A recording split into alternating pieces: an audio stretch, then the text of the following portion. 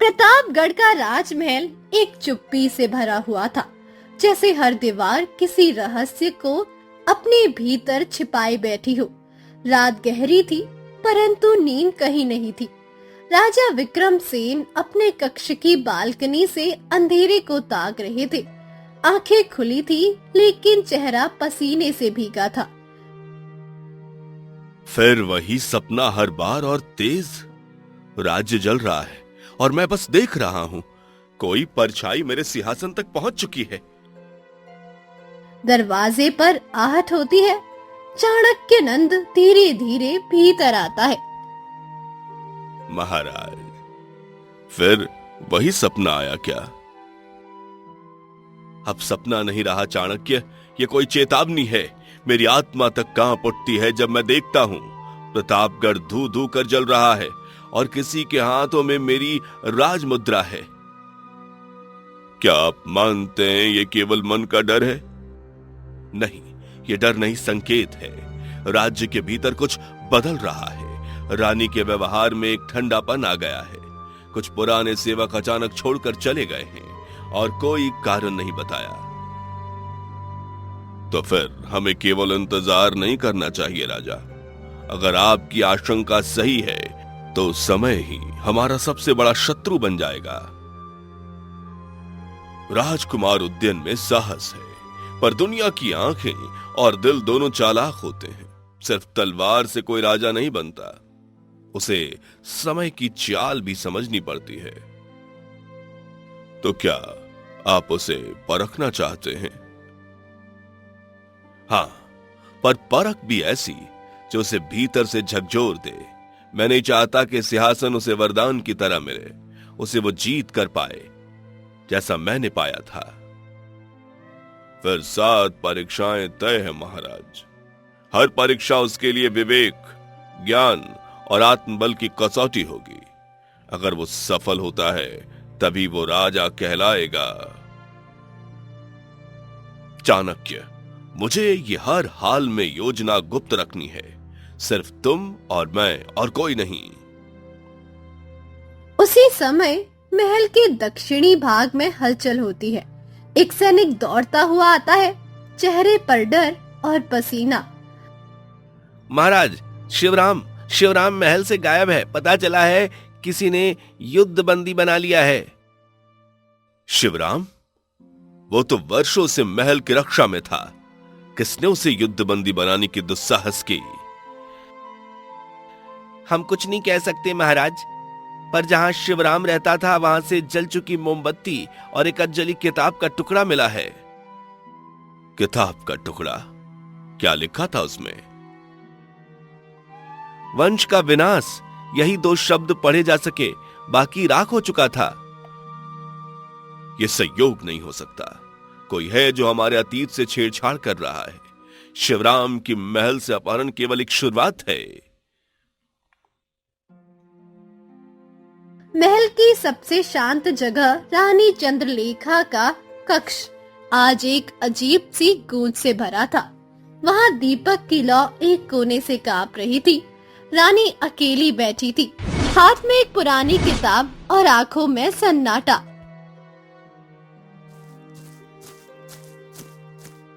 रानी माँ, आपने शिवराम के अपहरण के बारे में सुना?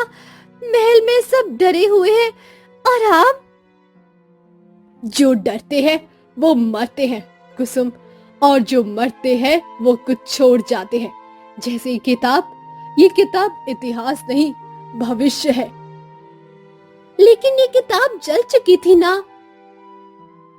कुछ किताबें बाहर से चलती है और कुछ अंदर से। आपने इसे कहाँ पाया रानी माँ? वहीं से जहाँ तुम नहीं जा सकती। अब जाओ कुसुम, जो आ रहा है वो किसी को नहीं छोड़ेगा। कल सुबह से पहली परीक्षा शुरू होगी। अगर उद्यन असफल हुआ तो मैं समझ जाऊंगा कि मेरी आशंका गलत नहीं थी, और अगर सफल हुआ तो शायद प्रतापगढ़ की परछाइयां थोड़ी पीछे हटेंगी या और गहराएंगी। रात अब और भी गहरी हो चली थी। केवल एक कक्ष में दिया जल रहा था। वो था गुप्त सभा का कक्ष, जहाँ राजा विक्रमसेन और चाणक्य नंद अकेले बैठे थे। शिवराम का गायब होना केवल अपहरण नहीं था चाणक्य, वो एक संदेश था कि कोई हमें चुनौती दे रहा है भीतर से। और रानी चंद्रलेखा का चेहरा, उसने कुछ छुपाया महाराज, जैसे वो पहले से जानती थी कि शिवराम अब नहीं रहेगा। पर कोई साक्ष्य नहीं है। हम ना आरोप लगा सकते हैं, ना किसी को सच बता सकते हैं। अब हमें उस परछाई को छेड़ना होगा जो धीरे धीरे सबको लील रही है। तो क्या आज से परीक्षा आरंभ कर दें? हाँ, लेकिन उसे ये कभी पता ना चले कि यह परीक्षा है। उसे लगना चाहिए कि यह जीवन की असली कठिनाई है, और पहली चुनौती ऐसी होनी चाहिए जिसमें वह किसी और की आंखों से सच देखे। मौन का एक उत्तर, एक कैदी जो बोल नहीं सकता, लेकिन उसके इशारे और आंखों में वो जवाब छुपा होता है जो गद्दारी को उजागर कर सकता है। इससे दो बातें स्पष्ट होंगी। क्या राजकुमार केवल राजसी पोशाक पहनता है या राजसी निर्णय लेने का साहस भी रखता है? महल के दूसरे छोर पर रानी चंद्रलेखा की कक्ष की दीवारों पर हल्की सी परछाई हिल रही थी। आधी रात में रानी चुपचाप एक गुप्त द्वार से बाहर निकलती है, एक खाली कक्ष में पहुंचती है जहां एक पुरुष पहले से ही इंतजार कर रहा था। चेहरा ढका हुआ, आंखें तीखी, हाथ पे एक चांदी की मुस्कान। तुमने इतनी देर क्यों लगाई? हर रास्ता महल से होकर नहीं, महल के भीतर से होकर गुजरता है। हम जिस काम पर हैं उसमें एक भी कदम गलत नहीं पड़ना चाहिए। शिवराम के अपहरण ने राजा को बेचैन कर दिया है, अब वो शांत नहीं बैठेगा। तो बेचैन होने दो, जब तक वो प्रश्न पूछेगा हम उत्तर बदलते रहेंगे। पर याद रखो, राजकुमार ही अब एकमात्र बाधा है। उसे हटाना होगा, पर सीधे नहीं। उसे उसकी खुद की बुद्धि से हराना होगा। मैं जानती हूँ वो अपनी माँ से सवाल नहीं पूछता, और यही उसकी कमजोरी है। दूसरे कोने में कुसुम, रानी की प्रिय सेविका, ये सब देख रही थी। वो छुपी हुई थी एक स्तंभ के पीछे, सांसें थमी हुई थी, लेकिन आंखें सब कुछ देख रही थी। रानी माँ, आपने तो कहा था आप इस राज्य के लिए सब कुछ करेंगी, तो फिर ये कौन है और ये कैसी बातें हो रही है? कुसुम डर के मारे कांप रही थी, लेकिन वो जानती थी जो आज उसने देखा वो यदि किसी को बताया तो उसकी जान भी जा सकती है। सुबह की पहली किरण के साथ ही राजमहल की सभा में हलचल थी। राजकुमार उदयन को अचानक बुलाया गया था। इतनी सुबह बिना सूचना के सभा? महाराज ने आदेश दिया है, आपकी उपस्थिति अनिवार्य है। लगता है आज कोई असली खेल शुरू हो रहा है, पर खेलने वाला मैं हूं या मोहरा, ये भी तय नहीं। उद्यन एक व्यक्ति को पकड़ा गया है। उस पर शक है कि वो शिवराम को जब बंदी बना गया था उस रात महल के पास था, पर वो गूंगा है। अब तुम्हें जानना है क्या वो दोषी है या नहीं, बिना शब्दों के, केवल उसकी आंखों से। बिना बोले तो कैसे? सिंहासन शब्दों से नहीं चलता राजकुमार, आंखों की भाषा समझनी पड़ेगी। आज तुम्हारी पहली परीक्षा है। तो ये शुरुआत है शायद, और आखिरी भी। ये कोई सामान्य अपराधी नहीं लगता। ध्यान रहे राजकुमार, तुम न केवल सच जानने जा रहे हो, बल्कि पहली बार न्याय की जिम्मेदारी भी उठाने जा रहे हो। शब्दों के बिना किसी को दोषी या निर्दोष समझना सिर्फ राजा का काम होता है। कैदी के हाथ बंधे हैं और मुंह भी कपड़े से ढका हुआ है, केवल उसकी आंखें और चेहरे की शिकनें खुली है। राजकुमार धीमे कदमों से उसके सामने आता है। मैं तुमसे सवाल नहीं कर सकता और तुम जवाब भी नहीं दे सकते, तो बात इशारों से होगी। पर उससे पहले मैं तुम्हें देखना चाहता हूं। इंसान की तरह, अपराधी की तरह नहीं। राजकुमार कपड़ा हटा देता है। कैदी की आंखों में आंसू है। डरो मत, अगर तुम निर्दोष हो तो यह बंधन मैं खुद खोलूंगा, पर अगर तुमने शिवराम के अपहरण में हाथ बटाया है तो न्याय तुम्हें छोड़ेगा नहीं। कैदी सिर झुकाता है। शिवराम, क्या तुम उसे जानते थे? कैदी तुरंत सिर हिलाता है। हाँ, मैं। क्या तुमने उसका अपहरण करवाया? कैदी तेजी से ना में सिर हिलाता है। उसके चेहरे पर घबराहट है। क्या तुमने उसे अपहरण होते हुए देखा है? कैदी की आंखें फटी की फटी रह जाती है। फिर वो धीरे धीरे सिर हिलाता है। हाँ, मैं। क्या तुम्हें पता है किसने उसका अपहरण किया? कैदी थोड़ी देर चुप रहता है, फिर कांपते हुए अपनी पीठ की ओर इशारा करता है। पीठ? पीछे से अपहरण हुआ था? कैदी तुरंत सिर हिलाता है। हाँ, मैं। तुमने उसका चेहरा नहीं देखा? कैदी सिर झुकाता है। तो तुम दोषी नहीं, गवाह हो, पर सवाल यह है कि तुम वहां थे क्यों? कैदी दोनों हाथों से कुछ देने का इशारा करता है। कुछ देना है क्या? कैदी अपने सीने की ओर इशारा करता है और फिर ऊपर की ओर उंगली उठाता है। कसम? तुम किसको कसम देने गए थे, या कोई संदेश? कैदी सिर झुकाता है। आंखों से 2 आंसू टपकते हैं। उसी क्षण राजकुमार अपनी जेब से छोटा सा एक कागज निकालता है। जहां से शिवराम को बंदी बनाया गया था, वहां से ही मिला था। उस पर सिर्फ एक आधा जला हुआ शब्द था, ग्रह। तुमने ये लिखा था? कैदी चौंकता है और सिर झटके से हिलाता है। नहीं। तो क्या ये शिवराम का संदेश था? कैदी सिर हिलाता है। हाँ। राजकुमार गहरी सांस लेता है। कक्ष के बाहर चाणक्य नंद दीवार से टिके हुए खड़े थे। उनके चेहरे पर पहली बार एक हल्की सी मुस्कान तैर रही थी। राजकुमार देखने लगा है। अब वो सवाल से ज्यादा मौन को सुन रहा है। यही असली सत्ता की पहली सीढ़ी है। कक्ष के भीतर राजकुमार अब आत्मविश्वास से खड़ा होता है। इसके बंधन को खोलो, ये अपराधी नहीं, ये तो वो धागा है जिससे हम असली गुनाहगार तक पहुंच सकते हैं। पर राजकुमार, अगर ये दोषी निकला तो सजा मुझे मिलेगी, क्योंकि एक राजा की पहली भूल जनता का न्याय होता है। अगली सुबह महल के भीतर हड़कंप मचा हुआ था। सैनिकों ने महल के उस पुराने हिस्से का एक दरवाजा टूटा हुआ पाया। वो दरवाजा जो पिछले कई वर्षों से बंद था, जिसकी चाबी केवल राजा और मंत्री चाणक्य नंद के पास थी। महाराज, वहां कुछ चुराया नहीं गया, लेकिन दरवाजे पर ताला टूटा हुआ है। अंदर किताबों की अलमारियां थी, कई धूल से ढकी हुई, लेकिन एक रैक पूरी तरह से खाली है। कौन सी किताबें थी वहां? पुराने राजवंश के अभिलेख और कुछ ऐसी पुस्तकें जो केवल राज परिवार की पीढ़ियां पढ़ती आई हैं।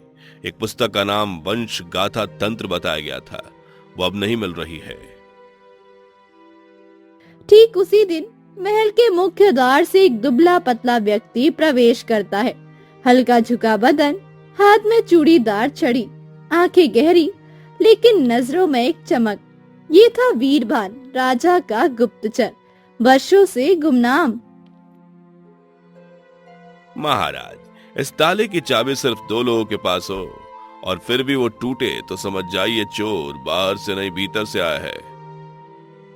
तो क्या तुम कहना चाहते हो कि कोई हमारे ही महल में है जो यह सब कर रहा है? कहना नहीं, दिखाना चाहता हूं। मैंने रात भर उन ताजा पैरों की निशानी देखी थी। वो महल के दक्षिणी गलियों से होते हुए उसी बंद कक्ष तक गए थे और वहां से लौटे भी। सिर्फ एक ही कमरा उस दिशा में आता है, रानी चंद्रलेखा का कक्ष। राजसभा में इस घटना की गूंज फैलने लगी थी। लेकिन सबसे अजीब बात ये थी, रानी ने अब तक कुछ भी नहीं कहा, ना प्रश्न न प्रतिक्रिया। सभा में सभी उपस्थित थे, राजा, चाणक्यनंद, रानी, राजकुमार और मंत्रीगण। रानी चंद्रलेखा, क्या इस विषय में आप कुछ कहना चाहती हैं? महल में दरवाजे टूटते हैं, किताबें खोती है, ये कोई नई बात नहीं। शिवराम का अपहरण के बाद जो डर फैला है, उसमें ताले खुद ब खुद खुलते जा रहे हैं। शायद हमें ताले नहीं, डर बदलने की जरूरत है। पर रानी, ये कोई आम पुस्तक नहीं थी। वंशगाथा तंत्र में वो राजवंशीय रहस्य थे जो केवल गद्दी के उत्तराधिकारी को बताए जाते हैं। अगर कोई शत्रु पढ़ ले तो राज्य की आत्मा तक खुल सकती है। तो फिर राज्य को इतना कमजोर नहीं होना चाहिए कि एक किताब से उसकी आत्मा हिल जाए, या शायद किताबें हमारे डर की शक्लें बन गई हैं। सभा का वातावरण सख्त हो चुका था, लेकिन राजकुमार चुपचाप बैठा था। पहली बार उसने गौर किया, रानी, उसकी माँ, इस विषय पर जरा भी असहज नहीं दिख रही थी। अगर कुछ इतना बड़ा हुआ तो मां की आंखों में चिंता क्यों नहीं है? या तो उन्हें सब पहले से पता है। इसी दौरान वीरभान चुपचाप पास आकर राजा के कान में कुछ कहता है। महाराज, जिस व्यक्ति ने उस पुराने कक्ष का ताला तोड़ा है, उसके जूतों पर नीले रंग का एक दुर्लभ मिट्टी का धब्बा था, और महल में सिर्फ एक ही स्थान है जहां यह मिट्टी पाई जाती है, दक्षिणी उद्यान। वहां जाने की इजाजत सिर्फ रानी और उनकी सेविका कुसुम को है। अब हम बहुत करीब है उस परछाई के जो भीतर से अंधेरा बो रही है। सुबह की पहली सभा समाप्त हो चुकी थी। चाणक्यनंद और वीरभान गुप्त कक्ष में कुछ दस्तावेजों को समीक्षा कर रहे थे। मंत्रीवर, एक दासी आपसे अकेले मिलने की इच्छा जता रही है। नाम क्या है? कुसुम, रानी की निजी सेविका। कुछ देर बाद कुसुम कांपते हुए कमरे में प्रवेश करती है, चेहरा झुका हुआ, लेकिन आंखों में कुछ कह देने की तड़प। कुसुम, यहाँ डरने की कोई जरूरत नहीं। जो कहना है खुलकर कहो।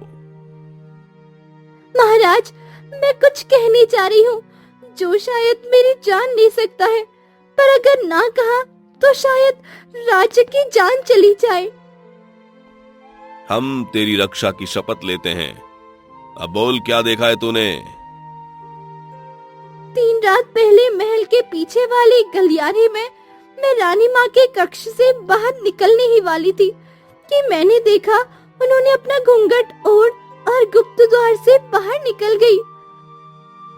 और फिर? मैंने उनका पीछा किया छिपते छिपते। वे पहुंचे महल की सीमा के पास, एक बंद दीवार के पीछे। वहाँ एक पुरुष पहले से खड़ा था, लंबा, काला चोगा, चेहरा ढका हुआ था। लेकिन जो सबसे डरावनी बात थी, उसके हाथ में थी राज परिवार की एक अंगूठी। राजसी मुहर? और उन्होंने कुछ बातें की, पर मैं दूर थी, इसीलिए सुन नहीं पाई। बस एक शब्द साफ सुनाई दिया, वक्त करीब है। कक्ष में सन्नाटा फैल गया था। कुसुम कांप रही थी और आंखों से आंसू टपक रहे थे, लेकिन वो सच बोल चुकी थी। क्या तुमने ये बात किसी से कही? नहीं, पहले डरती थी, पर अब जो हो सह लूंगी। महाराज, अब हमें परछाई को टटोलना होगा। यह महल अब राज नहीं, रहस्यों का घर बनता जा रहा है। उसी शाम राजा विक्रम सेन ने राजकुमार को अपने पास बुलवाया। उद्यन, कुछ ऐसी बातें होती हैं जो केवल राजा ही जानता है, और कुछ ऐसी जिन्हें जानना ही परीक्षा बन जाता है। क्या हुआ है पिताजी? कभी कभी सबसे करीबी लोग सबसे बड़ा धोखा भी दे सकते हैं। इसलिए अगली परीक्षा केवल बुद्धि की नहीं, विश्वास की भी होगी। क्या तुम तैयार हो? मैं तैयार हूं, पर एक प्रश्न पूछ सकता हूं? बिल्कुल। अगर कोई अपराध मेरे अपनों से जुड़ा हो तो क्या न्याय का तराजू उनके लिए अलग होना चाहिए? अगर राजा का तराजू झुक जाए तो प्रजा का जीवन लुट जाएगा। उस रात रानी चंद्रलेखा अपनी बालकनी में अकेली बैठी थी। नीचे बगीचे में सैनिकों की पहरा कड़ी हो चुकी थी। रानी ने चांद की ओर देखा और धीमे से बुदबुदाई, वक्त सच में करीब है। उन्हें लगता है मैं एक पत्नी हूँ, पर मैं हूँ एक वक्त की बेटी, और उस वक्त का कर्ज अब वसूल होगा। महल की सबसे पुरानी दीवारें वो होती है जो सबसे ज्यादा छिपा कर रखती हैं। राजा विक्रमसेन के काल में बनी कक्ष की पिछली दीवार एक रहस्य अपने भीतर समेटे थी। चाणक्य नंद और वीरभान हाथों में मशाल लिए महल की पुरानी कक्ष में घुसते हैं।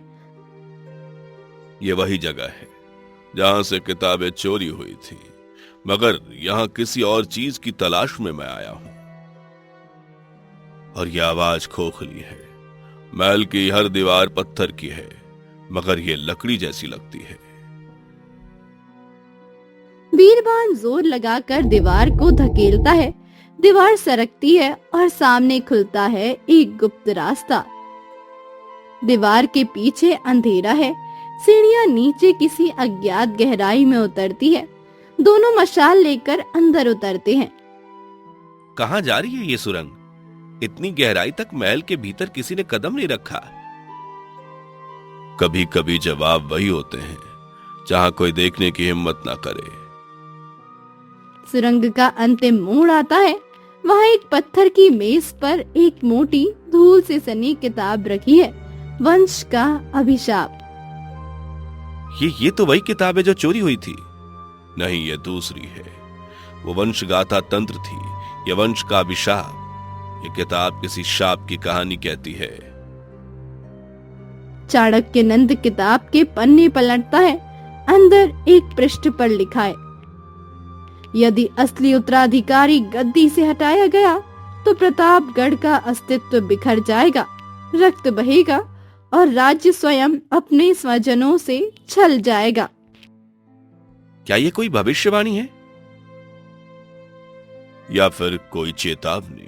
सदियों पहले जब प्रतापगढ़ के शत्रु सिंधुपुर से युद्ध हुआ था, तब यही भविष्यवाणी की गई थी कि एक दिन शांति के नाम पर आएगी आग की बेटी और वो लाएगी गद्दी का अंत। चाणक्य नंद पृष्ठ पलटता है। वहाँ सिंधुपुर के राज चिन्ह की छवि बनी होती है, वही जो वीरभान ने उसे काले वस्त्र वाले अजनबी की अंगूठी पर देखा था। तो क्या रानी सच में सिंदूरपुर की बेटी है? अब शक से ज्यादा प्रमाण मिलने लगे हैं। ये गुप्त सुरंग सीधा रानी के कक्ष की दीवार के पीछे आती है। वे धीरे से सुरंग के उस हिस्से तक पहुंचते हैं जहां दीवार बेहद पतली है। साफ सुना जा सकता है रानी किसी से बात कर रही है। ये किताब अगर उनके हाथ लगी तो सब खत्म हो जाएगा, सब। गुप्त प्रवेश अब बंद करना होगा और अगली चाल चलनी होगी, खुद को बचाने के लिए नहीं, बल्कि प्रतापगढ़ की जड़ों को काटने के लिए। वीरभान और चाणक्य नंद एक दूसरे की ओर देखते हैं। अब ये केवल षड्यंत्र नहीं, ये महायुद्ध की शुरुआत थी जो सत्ता के भीतर ही लड़ रहा था। अब समय आ गया है राजकुमार को असली न्याय का पाठ पढ़ाने का, क्योंकि अगली परीक्षा केवल न्याय की नहीं बल्कि सच्चाई के सामने खड़े रहने की होगी। महल की पूर्वी अदालत को आज विशेष रूप से सजाया गया था। मंच पर ना राजा थे ना चाणक्य नंद। आज वहाँ बैठा था राजकुमार उदयन। उसके सामने थे दो अभियुक्त और उसके पीछे खड़ा था भविष्य का प्रतापगढ़। राजकुमार, आज तुम्हारी दूसरी परीक्षा है, न्याय की परीक्षा। इन दो व्यक्तियों पर एक ही अपराध का आरोप है, राजकोष की कीमती रत्न चुराने का। दोनों एक दूसरे को दोषी बता रहे हैं। अब तुम्हें तय करना है कि सजा किसे दी जाए। क्या इनके बयान लिए जा चुके हैं? हाँ महाराज, दोनों ने लिखित बयान दिया है, पर दोनों के विरोध में अब दोनों के पास कुछ ऐसे सबूत हैं जो उन्हें सही साबित करते हैं। अभियुक्तों के नाम थे धवल और कृष्णनंद। धवल एक समय पर राजमहल का विश्वस्त रक्षक रह चुका था। कृष्णनंद महल का लेखाकार जो वर्षों से कोष संभालता आया था। क्या तुमने राजकोष से कोई रत्न लिया? नहीं महाराज, मैं तो केवल देख रेख में था। रत्न के गुम होने की खबर मुझे कृष्णनंद ने ही दी। उसी के कक्ष में वो रत्न मिला भी। तुम्हारा कक्ष? महाराज धवल ने मुझसे कहा था कि कोई कोष की सफाई करनी है। जब मैं बाहर गया उसी समय वो अंदर गया, और जब मैं लौटा तो रत्न वहीं रखा मिला, जैसे किसी ने जानबूझकर छोड़ा हो। राजकुमार कुछ देर चुप रहा, फिर उसने दोनों को एक कागज और कलम। एक अंतिम प्रश्न, क्या तुमने रत्न चुराया? इसका उत्तर तुम दोनों अलग अलग कक्षों में जाकर लिखो। जिसका हाथ कांपेगा वही दोषी होगा, क्योंकि अपराध करने वाले का शरीर मन से पहले डरता है। दोनों अभियुक्त अलग अलग कक्ष में गए। कुछ देर बाद वापस लौटे। राजकुमार ने दोनों के लिखित जवाब मंगवाए। धवल का कागज साफ था, अक्षर सीधे और सदे हुए। कृष्णनंद का कागज कांपते हाथों से लिखा गया था। राजकुमार थोड़ी देर सबकी आंखों में देखता रहा। धवल, तुम्हारा आत्मविश्वास तुम्हारी सच्चाई नहीं साबित करता। बस कृष्णनंद, तुम्हारे कांपते हाथ तुम्हारी झूठी मासूमियत को उजागर कर देते हैं। सैनिकों, कृष्णनंद को बंदी गृह में डाल दो और महल के सभी लेखों की दोबारा समीक्षा की जाए। इस राज्य में कोई कितना भी पुराना हो, यदि न्याय से डगमगाए तो दंड पाएगा। सभा समाप्त हो गई थी। चाणक्यनंद और राजा पास ही खड़े थे। उन्होंने एक दूसरे की ओर देखा। राजा बनने के लिए तलवार जरूरी नहीं, कभी कभी एक कांपती उंगली भी किसी का भाग्य तय कर सकती है। उद्यन अब न्याय की भाषा सीख चुका है, लेकिन अगली परीक्षा उससे उसका दिल मांगेगी। राजकुमार उस रात देर तक जागता रहा। माँ की परछाई रानी चंद्रलेखा उसके मन में अब जगह बनाने लगी थी, कहीं बहुत गहरी और अस्थिर जगह। क्या न्याय तभी सही होगा जब वो किसी अपने पर हो? कुछ सच्चाई किताबों में नहीं लिखी जाती, वो इंसानों की आंखों में दबी होती है या फिर दिल के अंदर ज्वालामुखी बनकर सुलगती रहती है। महल की गुप्त बैठक में चाणक्यनंद और वीरभार एक पुराने दस्तावेज के पन्ने उलट रहे थे। देखिए, सिंधुपुर की वंशावली। यहाँ एक नाम दर्ज है, चंद्रा देवी। इसी के सामने लिखा है, न्याय की संधि के तहत प्रतापगढ़ भेजी गई। मतलब रानी चंद्रलेखा वास्तव में सिंधुपुर की राजकुमारी थी। राज्य शांति के नाम पर उसकी शादी की गई थी, लेकिन बदले की आग कभी बुझी नहीं। दूसरी ओर राजकुमार उदयन रानी के कक्ष में गया। वो माँ से सीधे स्पष्ट उत्तर चाहता था। माँ, आपको मुझसे कुछ कहना है? क्या मैं सिर्फ रानी हूँ या कुछ और? आप मेरे लिए माँ हैं, पर अब हर उत्तर मेरे भविष्य से जुड़ा है। तो हाँ, एक प्रश्न है, क्या आप सिंधुपुर से थीं? हाँ, मैं सिंधुपुर की बेटी हूँ, जिसे कभी एक संधि में बेच दिया गया था, राजनीति के सौदे में एक मोहरा बनाकर। जब मैं 7 वर्ष की थी, मेरे पिता को प्रतापगढ़ की सेना ने हराया था। उन्होंने मेरी शादी की बात तय की राज्य को बचाने के लिए। मुझे यहाँ की रानी तो बना दिया गया, मगर माँ, बेटी, बहू कुछ भी नहीं, बस एक राजनीतिक जिंदा सजा। तो आपने बदले की कसम खाई है? बदला नहीं, इंसाफ मांगा था अपने आत्मसम्मान के लिए। मैंने कोई हत्या नहीं की, कोई तख्ता पलट की साजिश नहीं रची, पर मैंने तुम्हारे पिता को कभी पूरी तरह स्वीकारा ही नहीं। और अब जब राज्य की गद्दी तुझ तक आने वाली है, मैं बस ये देखना चाहती थी कि क्या तू राजनीति समझता भी है या नहीं। आपके दिल में मेरे लिए भी शक है? तू मेरा बेटा है, मेरा बेटा, पर इस महल किसी रिश्ते की गारंटी नहीं होती। यहाँ केवल सत्ता सच होती है। अगर तू सच्चा राजा बनना चाहता है तो सबसे पहले सच्चाई की आंखों में देखना सीख, और अभी तू मेरी आंखों में झांक नहीं पा रहा है।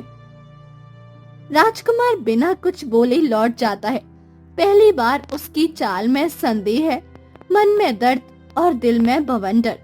उसी रात राजा विक्रमसेन, चाणक्यनंद और वीरभान के साथ बैठक करते हैं। तो ये निश्चित है कि रानी हमारे राज्य की नहीं थी और उन्होंने वर्षों तक ये सब कुछ छुपाया, पर कोई स्पष्ट अपराध सिद्ध ना हुआ।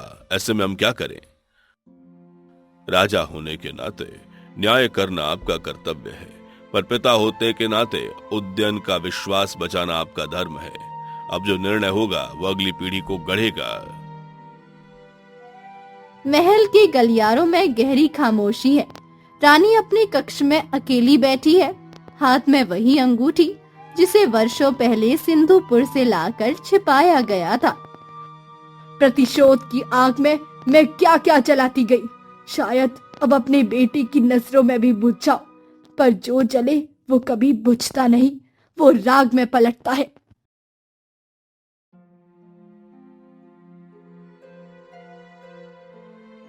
राजकुमार उद्यन, आज तुम्हारी आखिरी परीक्षा है।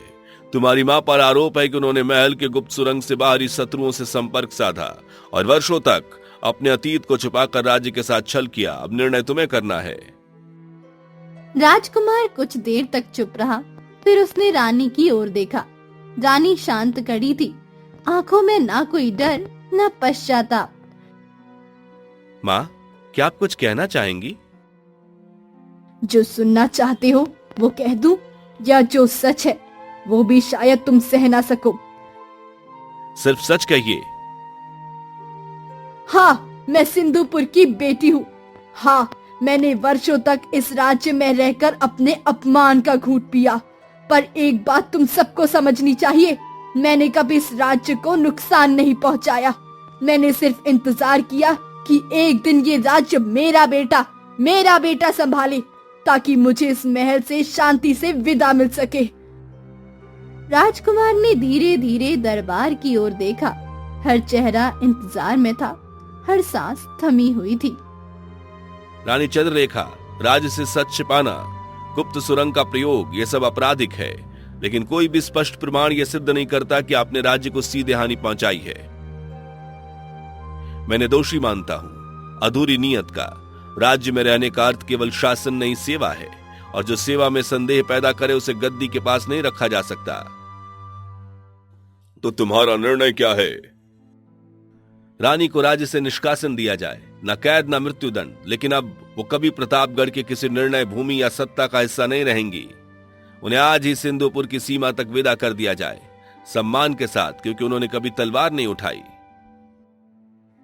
आज तूने मेरे साथ न्याय नहीं किया, पर तूने खुद को राजा साबित कर दिया। मेरी आखिरी परीक्षा में तू पास हो गया बेटे। रानी को पालकी में बिठाकर सैनिकों की निगरानी में महल से बाहर ले जाया गया। चाणक्यनंद राजा के पास आता है। राजा विक्रमसेन, अब यह राज्य एक योग्य उत्तराधिकारी के हाथों में सुरक्षित है, जिसने अपनी मां से भी बड़ा सच चुना। आज मैं एक राजा बन गया, पर एक पिता हार गया। मुझे अपने राजकुमार उद्यन पर गर्व है। महल में राजकुमार खड़ा होता है। बुद्धि की आखिरी परीक्षा सिर्फ दूसरों को नहीं, खुद को भी पार करनी होती है। अगर आपको ये कहानी पसंद आई हो तो ऐसी और कहानियों के लिए हमारे चैनल को सब्सक्राइब जरूर करें।